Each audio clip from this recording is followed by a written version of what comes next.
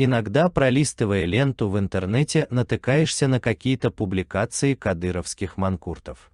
Они, конечно, настолько омерзительные люди, что специально за ними следить не хочется, так как их поведение вызывает рвотный рефлекс, да еще и испанский стыд.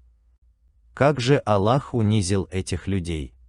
Посмотрите, как они стоят как слуги. Посмотрите, как ведет себя начальник полиции по отношению к этим халуям.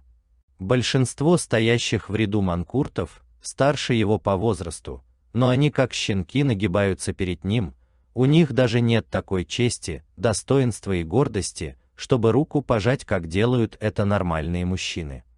Вдумайтесь, они боятся даже руку ему подать. До кадыровской власти никогда такого не было среди чеченцев. Не было этого пресмыкательства и чинопоклонства. Кадыровцы внедряют среди чеченского народа какую-то азиатскую раболепию.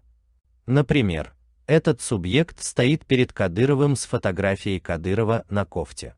Удивляет не сама кофта этого раба с изображением его хозяина, а то, что Кадырова данная кофта никак не смущает, наоборот, он наслаждается лизоблюдством, публикуя такое у себя на странице, ведь это тешит его детские комплексы.